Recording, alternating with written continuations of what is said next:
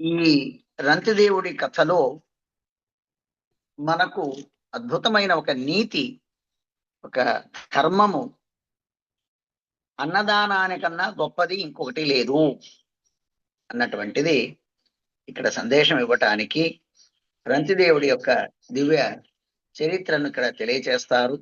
వితతస్య సుతాన్మన్యోర్ బృహత్ క్షేత్రో జయస్తతః మహావీర్యోహో నరో గర్గః సంకృతిస్తు నరాత్మజః.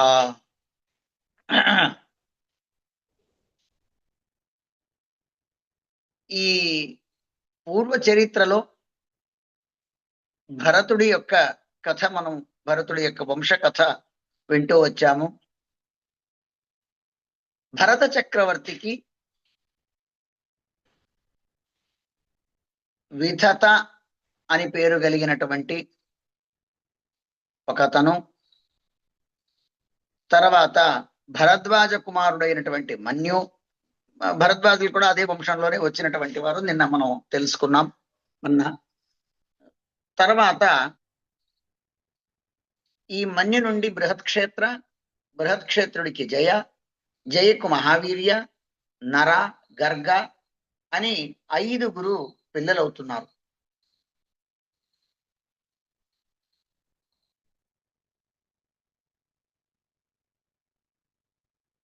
తర్వాత వీరిలో గురువు అన్నటువంటి అతనే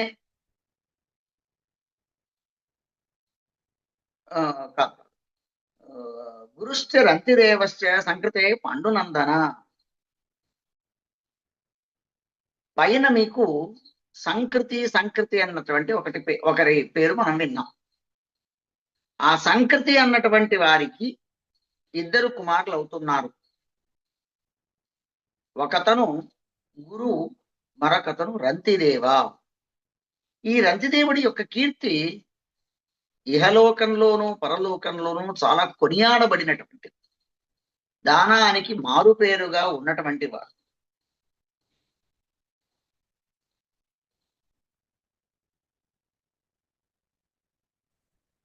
ఈ రంతిదేవుడు ఎంత దానపరుడు అని అంటే, యుద్ధంలో అందరినీ అణగదొక్కేశాడు. యుద్ధ శక్తి, బాహుబలము అంత గొప్పగానూ ఉన్నది. అంటే కేవలం ఏదో దానాలు చేస్తున్నాడు, ఇతడికి రాజ్యభారం చేయటానికి రాదు అని అనటానికి రాదు. దానము చేసేటువంటి వాడు, అదే భుజములతో అదే చేతులతో యుద్ధము చేసేటువంటి వాడు. ఒక సందర్భంలో అతడి రాజ్యంలో దుర్భిక్ష, క్షామం వచ్చింది. దానికి తను ఏం చేశాడు అంటే, తన దగ్గర ఉన్నటువంటి సంపదతో 2 లక్షల మంది వంటవారిని, చూడండి, వంటవారు దొరకట్లేదు అని మనం అంటామే, ఆనాడు 2 లక్షల మంది వంటవారిని నియమించుకున్నాడట. బ్రాహ్మణులకు, అతిథులకు, వచ్చినటువంటి వారికి భోజనానికి వ్యవస్థ జరగాలి. ఇది మహాభారతంలో మనం ద్రోణ పర్వంలో వింటాం ఈ కథను కూడా. అంటే మహాభారతంలోనూ వచ్చింది రంతిదేవుడి చరిత్ర. ఈ రకంగా అతను యుద్ధం చేసేటువంటి దాంట్లోనూ కూడా విశిష్టమైనటువంటి లక్షణా కలిగినటువంటి వాడు, దాన ధర్మాదులు చేసేటువంటి దాంట్లోనూ కూడా ప్రత్యేకమైనటువంటి పేరు సంపాదించినటువంటి వాడు, కీర్తి. అందుకనే ఇహలోకంలోనూ పరలోకంలోనూ అని అనటానికి అది కారణమైంది. శ్లోకంలే ఆ మాట చెప్తారు, చూడండి. రంతిదేవస్య చ యశః ఇహాముత్ర చ గీయతే. రంతిదేవుడి యొక్క చరిత్ర ఈ లోకంలోనూ పరలోకంలోనూ కూడా గీయతే, గానం చెయ్యబడుతుంది అని. అంటే దీన్ని చూసి మనం ఏం నేర్చుకోవాలంటే, మనం ఏం తెలుసుకోవాలి? ఉన్నప్పుడు దాన ధర్మాదులు చేయడం వలన ఆ దాన ధర్మాదుల కీర్తిని మన తదనంతరం కూడా కొనియాడాలి, పొగడాలి. అంటే పొగడతల కోసం దాన ధర్మాదులు చేయమని అర్థం కాదు ఇక్కడ. అంత దాన ధర్మానికి ప్రాధాన్యత ప్రాశస్త్యం ఇస్తున్నారు ఇక్కడ.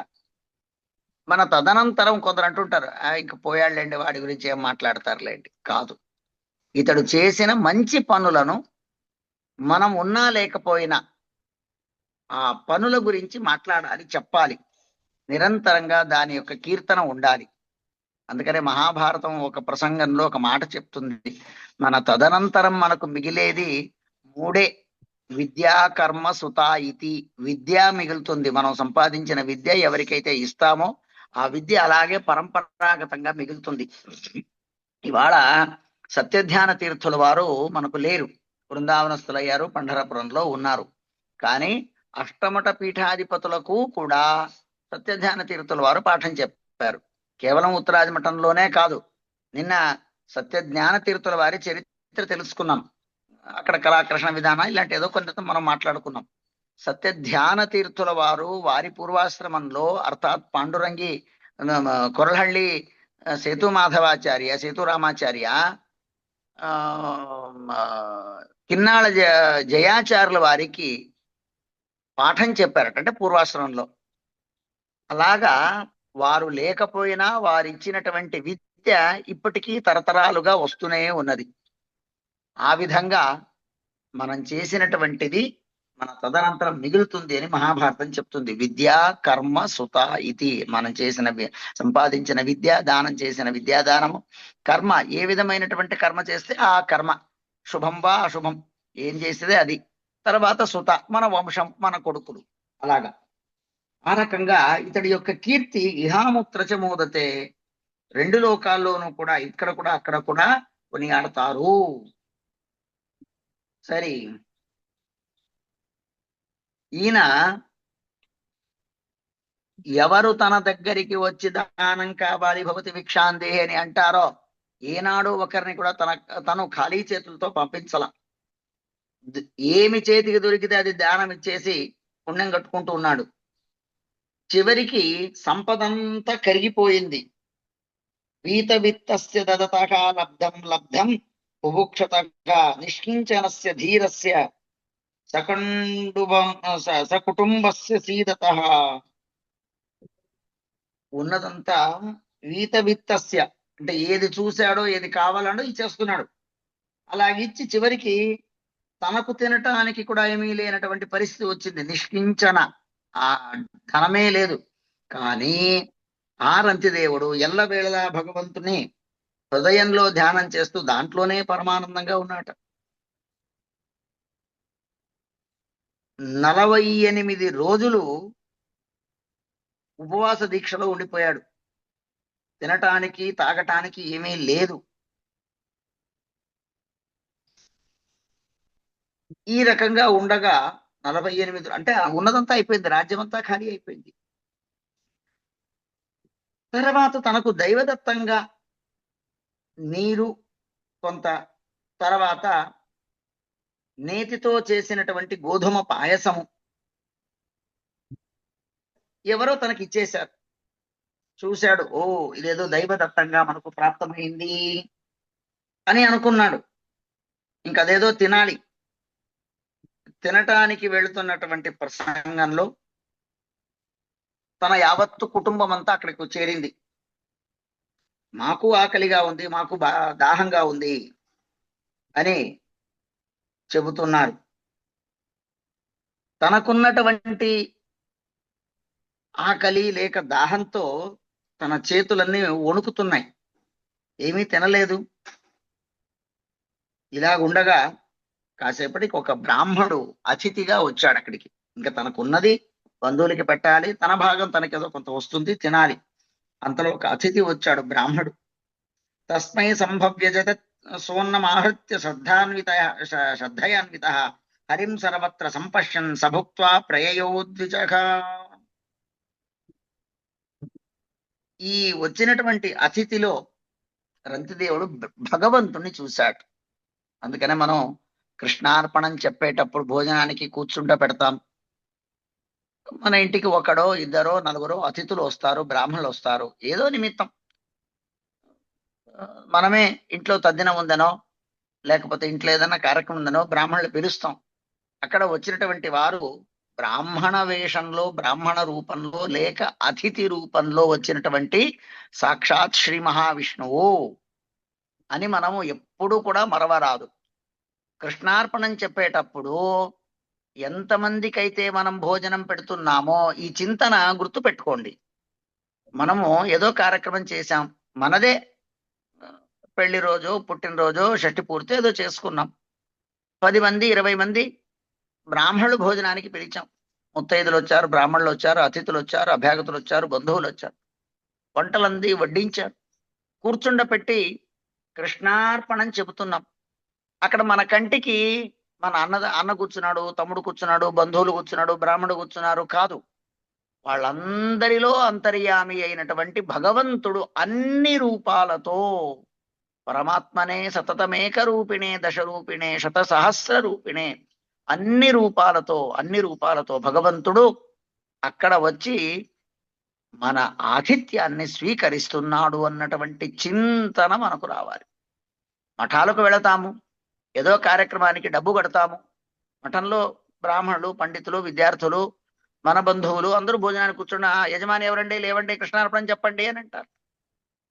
ఆ కృష్ణార్పణం చెప్పేటప్పుడు మనకు అనుసంధానము ఇక్కడ ఎంతమంది అయితే పంక్తిలో కూర్చున్నారో 100, 200 ఎంత అయితే ఉందో అంతా అన్ని భగవద్రూపాలు ఒక్కమారు భోజనం చేస్తున్నాయి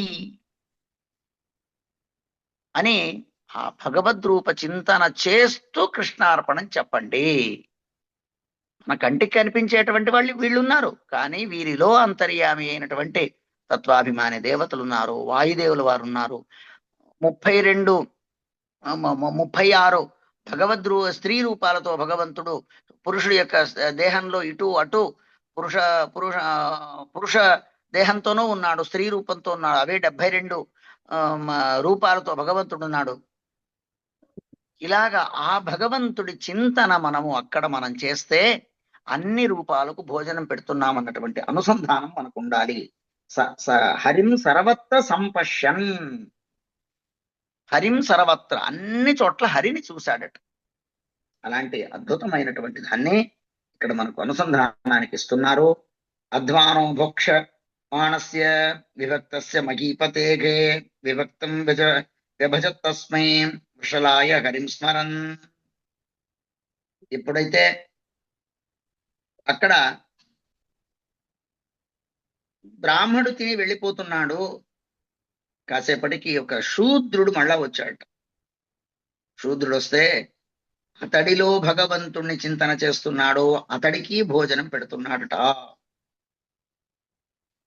అతడు వెళ్ళిపోయాడు. యాతే శూత్రే తమాభాగా అతిథికి శుభిరావృతగా రాజన్మే దీయతామన్నం సగుణాయ భూక్షతే. బ్రాహ్మడు వెళ్ళిపోయాడు, శూద్రుడు వెళ్ళిపోయాడు. మళ్ళా కాసేపటికి కుక్కలను తీసుకొని మరొక్కతను వస్తున్నాడు. ఆయన అంటున్నాడు, రాజా నాకు ఆకలేసిందయ్యా, అన్నం పెట్టు అని అడుగుతున్నాడు దీనంగా. అప్పుడు అతడికి కూడా అన్నాన్ని పెడుతున్నాడు. స అతిథ్యావశిష్టం యద్బహుమాన పురస్సరం తచ్చదత్వా నమశ్చక్రే శ్వభ్యగా శ్వపతయే విభు. ఆ వచ్చినటువంటి కుక్కలతో కూడుకొని వచ్చాడు ఒకతను, అతడికి అన్నం పెట్టి అతనితో వచ్చినటువంటి కుక్కలకు అవి కూడా ఆకలితో ఉన్నాయి, వాటికి అన్నం పెడతాడు. ఇలాగా వాటికి అన్నం పెట్టి వారిలో అంతర్యామి అయినటువంటి భగవంతుణ్ణి అనుసంధానం చేసుకున్నాడు, నమస్కరించుకున్నాడు. గీతలో, భగవద్గీతలో శుని చైవ శ్వపాకేచ పండితా సమదర్శిన అని అంటారు. అంటే కుక్కకు నమస్కారం కాదు, భగవద్గీతలో శుని చైవ శ్వపాకేచ, స్వపాక అంటే చాండాలుడు కుక్క వీరిలో దేవుడు ఉన్నాడు అని. అంటే వాళ్ళందరూ సమానం అంటే వాళ్ళు సమానం కాదు, వారిలో ఉన్న అంతర్యామి అయినటువంటి భగవంతుడు సమానము. ఇక్కడ ఉన్న భగవంతుడు, అక్కడున్న భగవంతుడు అంతా ఒకటే, బ్రహ్మం ఒక్కటే, పరబ్రహ్మం ఒకటే అని ఒక కీర్తన, అన్నమయ్య కీర్తన, అక్కడ కూడా ఇదే వస్తుంది. సరే, ఈ రకంగా రంతిదేవుడు పానీయమాత్ర ముచ్చేషం తత్రైక పరితర్పణం కేవలం నీళ్లు మాత్రం మిగిలాయి. అన్నం అంతా అయిపోయింది, పరమాన్నం అయిపోయింది, ఇంకేమీ మిగలదు. ఇంక చివరికి మిగిలింది ఆ జలము మాత్రమే మిగిలింది. ఆ నీరు తృప్తినిస్తుంది. నీళ్లు తాగగానే ఒక చైతన్యం, ఒక బలం వస్తుంది. అలాగా నీళ్లు తాగాలి అని అనుకున్నాడు. ఆ నీళ్లు తాగాలి అని అనుకునే అంతలో మరొక చండాలుడు, నీచ కులంలో పుట్టినటువంటి వాడు వస్తున్నాడు. వచ్చయ్యా, నాకు దాహం వేసింది, నీరు కావాలి, నేను చాలా దూరంగా ప్రయాణం చేసి వచ్చాను అని, నేను అలసిపోయాను, మరి నాకు నీరిస్తే సంతోషిస్తాను, జలం కావాలి అనగానే తన చేతిలో ఉన్నటువంటి ఆ అమృతప్రాయమైనటువంటి జలాన్ని అప్పటికప్పుడు అతడికి కూడా నీళ్ళనిచ్చాడు. చూడండి, ఏమీ లేదు. బంధువునికి ఇచ్చాడు, బ్రాహ్మడికి ఇచ్చాడు, శూద్రుడికి ఇచ్చాడు, కుక్కలతో వచ్చిన వాడికి ఇచ్చాడు, ఇంకోటికి ఇచ్చాడు, అందరికీ అయిపోయింది. ఏమంటున్నాడు తను? నకామయేగం గతిమీశ్వరాణ మగర్ధయుక్తామ పునర్భవం వా ఆర్తిం ప్రపద్యేఖిల దేహ భాజాం అంతస్థితాం అంతస్థితాయేన భవంత్య దుఃఖాః. అద్భుతమైన శ్లోకం చెప్తారు భాగవతకారులు. నాకు సిరి సంపదలతో కలిగినటువంటి అద్భుతమైనటువంటి లోకాలు నాకు అవసరం లేదు. నకామయేగం గతిమీశ్వరాణం మహర్తి యుక్తామ పునర్భవబ్బ. మహామహాసిరి సంపదలు, అనేక భోగ్య వస్తువులు, అవన్నీ కూడినటువంటి ఆ మహారాజు మహారాజు లోకాలు అంటే ఏదది మహర్లోక, జనోలోక, తపోలోకాది ఈ లోకాలు ఏవి నాకొద్దు. లేక నా పునర్భవం వా, మరల నేను మోక్షాన్ని కూడా అపేక్షించను. కానీ ఏమడుగుతాను నేను అంటే, ఆర్తిం ప్రపద్దే అఖిల దేహ బాజాం. ఎవరైతే బాధతో ఉన్నారో, దుఃఖంతో ఉన్నారో, ఆకలితో ఉన్నారో, ఆ ఆర్తి, బాధ, దుఃఖము నాయందు వచ్చి చేరని, రెండో వాడి దుఃఖము నాకు రాని, రెండో వాడు సుఖంగా ఉండని అన్నటువంటి అభిప్రాయము. ఆర్తిం ప్రపద్దే అఖిల దేహభాజాం. వారందరూ కూడా సుఖంగా ఉండాలి. దానికి కారణం అంతస్థితుడైనటువంటి ఆ పరమాత్మ, ఆ భగవంతుడు వీరెల్లరికీ కూడా సుఖాన్ని ఇవ్వని, వారి యొక్క దుఃఖాన్ని నాకివ్వని అని కోరుకుంటాడు రంతిదేవుడు. అంటే పరులకు హింసనివ్వాలి, పరులకు దుఃఖం ఇవ్వాలి అని కోరుకునేటువంటి జనాంగం, దానికి విపరీతంగా వారి దుఃఖం నాకు కావాలి అంటాడు. మరల చెప్తాడు, క్షుత్క్షమో గత్ర పరిశ్రమశ్చ దైన్యం క్లమః శోక విషాదమోఘాగ సర్వే నివృత్తా కృపణస్య జంతోఘో జిజీవిషో జీవజలార్పణేన.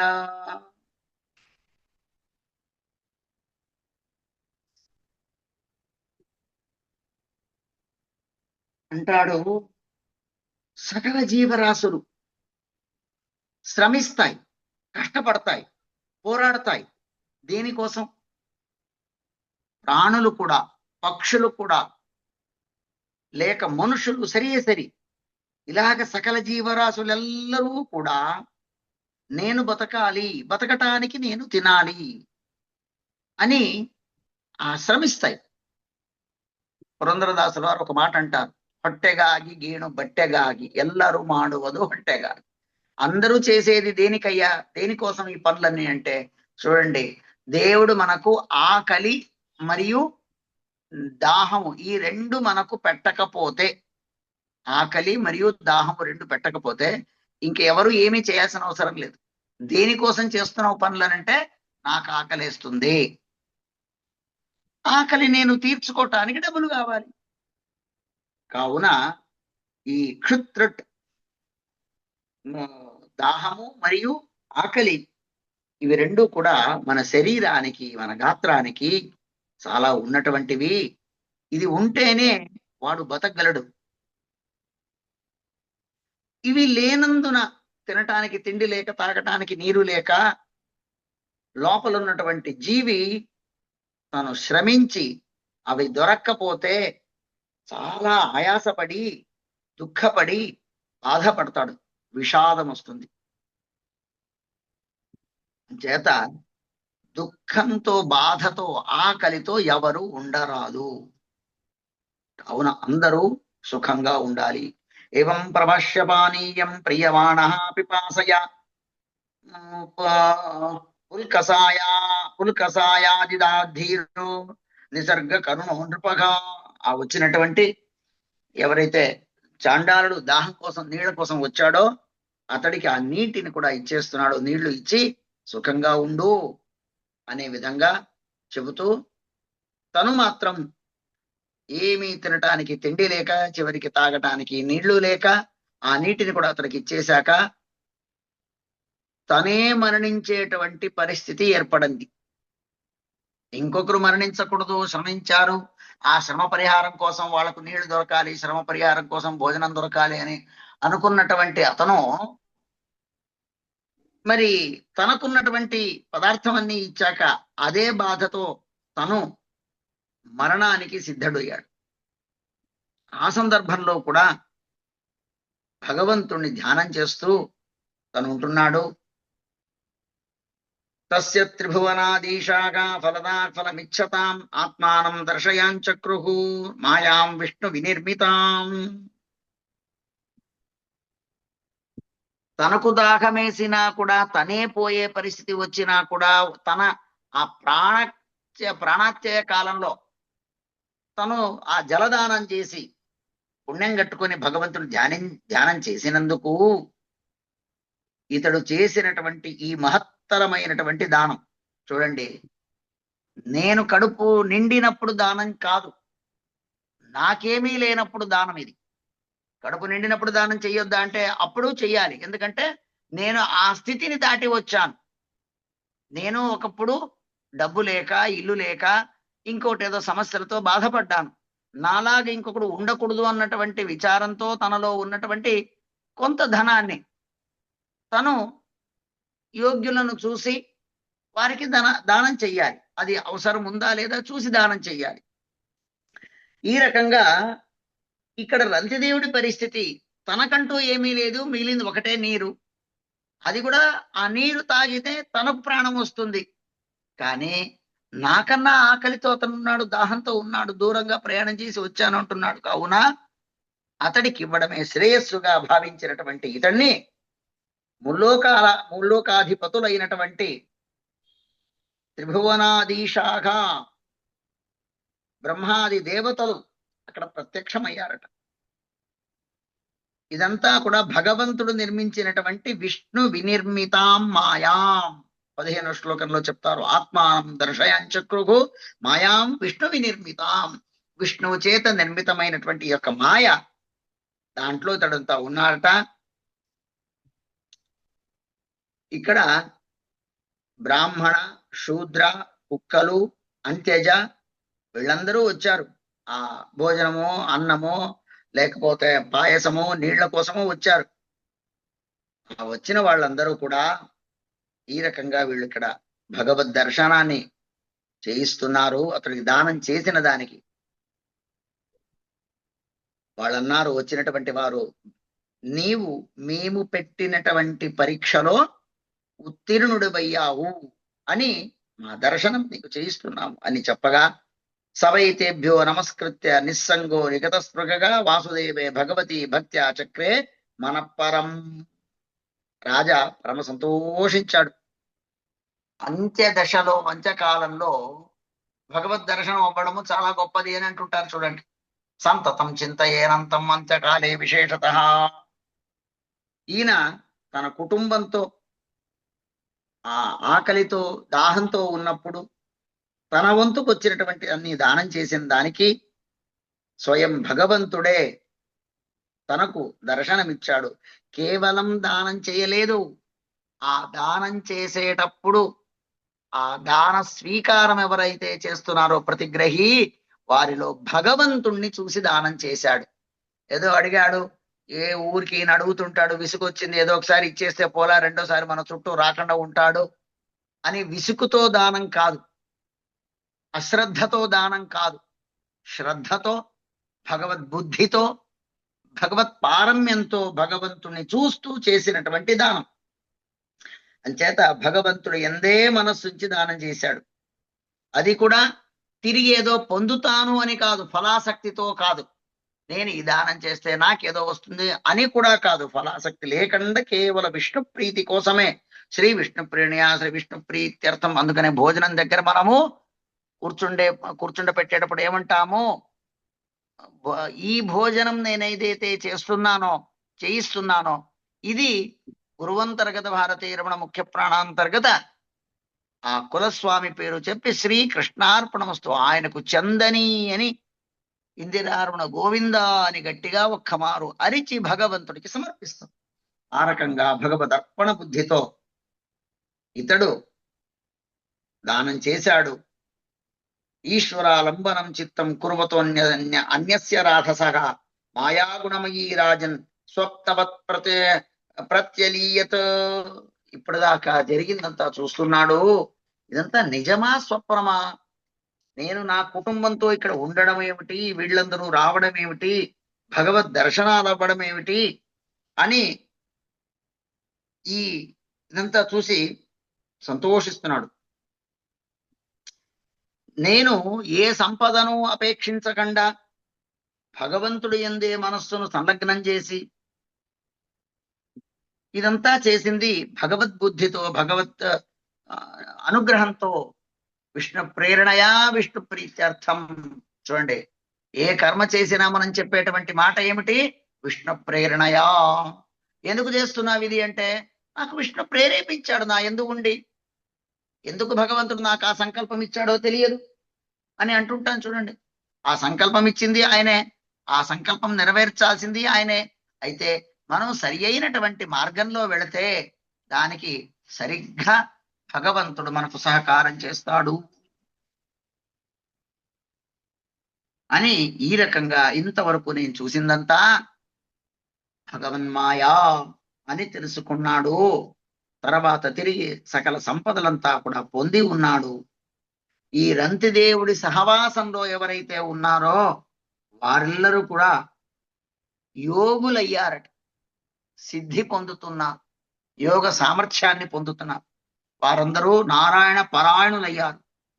తత్ప్రసంగానుభావేన రంతిదేవానువర్తిన అభవన్ యోగిన సర్వే నారాయణ పరాయణా. చూడండి, గొప్పవారి సహవాసంలో ఉండాలి అని ఎందుకంటారు, రంతిదేవుడు లాంటి దానకర్ణుడి, దానశీలుడి సహవాసంలో ఉన్నందుకు అలాంటి మంచి బుద్ధి మనకు వచ్చింది. కావున వీళ్ళందరూ కూడా అదియే చూసి అనుకరించి వారు కూడా మంచి కృష్ణ పరాయణులు అవుతున్నారు, నారాయణ పరాయణ యోగులు అవుతున్నారు అన్నటువంటి విచారాన్ని ఇక్కడ తెలియచేస్తారు. రేపు